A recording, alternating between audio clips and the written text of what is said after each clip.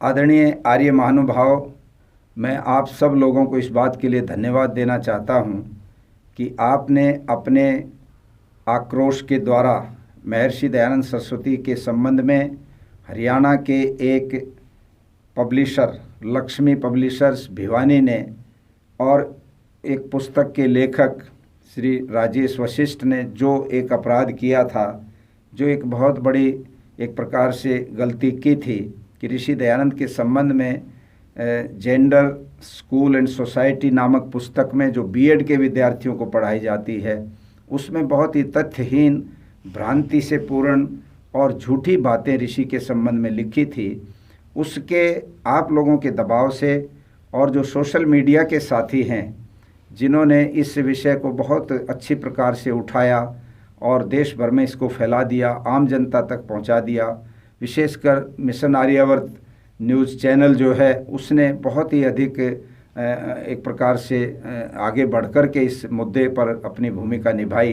तो उन सब के आप सभी के दबाव से हमारे पास एक पत्र प्रकाशक ने भिजवाया और जो सोशल मीडिया पर भी डाला गया है।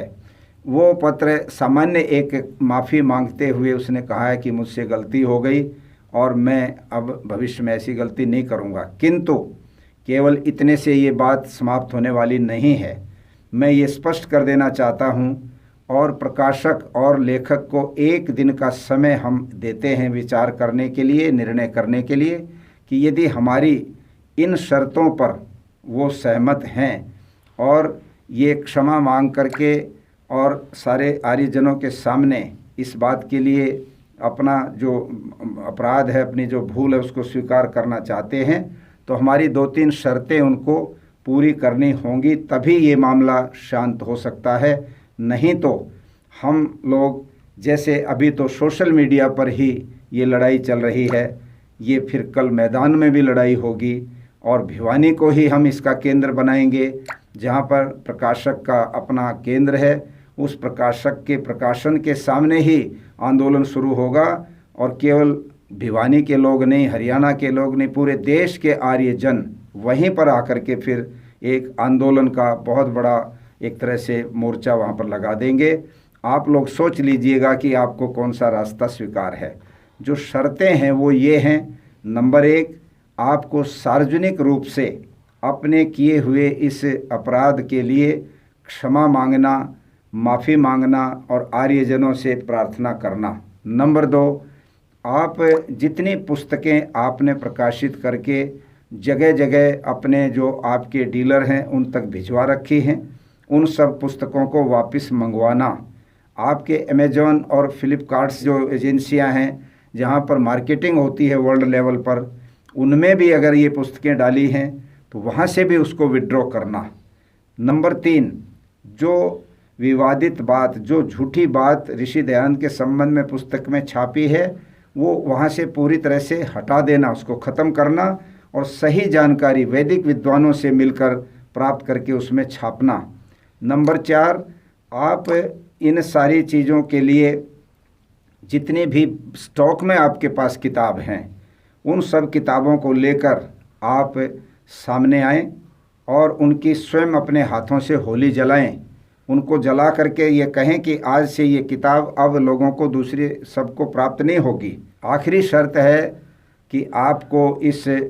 गलती के लिए, इस अपराध के लिए जितनी पुस्तकें आपने छाप करके बांटी हैं, बेची हैं, उनके बदले में जितनी हानि लाखों लोगों तक ऋषि के बारे में गलत चीज़ें भेज करके जो आपने पहुंचाई है हानि आर्य समाज की, उसके लिए, उसकी भरपाई करने के लिए आपको 10 लाख ट्रैक्ट जो ऋषि दयानंद के बारे में प्रामाणिक उनके जीवन चरित्र से संबंधित जानकारी देने वाला हो, ट्रैक्ट जो वैदिक विद्वान लिख देंगे वो आपको दे देंगे, उसको प्रकाशित करके आप जहाँ जहाँ आपकी जो पुस्तकें हैं वहाँ भिजवा कर उसको बंटवाएं निःशुल्क। उस पर उसका कोई विक्रय नहीं होगा और जितने आप बांटेंगे उससे बचे हुए जो ट्रैक्ट हैं वो आप आर्य समाज को देंगे तो देश भर में आर्य समाज की इकाइयाँ उसको बांटेंगी। ये एक प्रकार से आपके इस अपराध का एक तरह से पेनल्टी कह सकते हैं आप अपने लिए, इसकी पूर्ति आपको करनी होगी। मैं समझता हूँ कि बहुत ही स्पष्ट रूप से ये 4-5 शर्तें हैं इनको अगर आप स्वीकार करके आप इस समाधान को करना चाहते हैं तो हम आर्यजनों की सहमति से उसके ऊपर विचार कर लेंगे। अगर आपने इन सारी बातों को एक प्रकार से स्वीकार नहीं किया तो फिर हम आपके, या आपने इनका उल्लंघन किया तो आपके खिलाफ हम कोर्ट में जा सकते हैं, और नहीं तो फिर आगे का जो कार्यक्रम है वो 2 दिन के बाद हम घोषित करेंगे। धन्यवाद।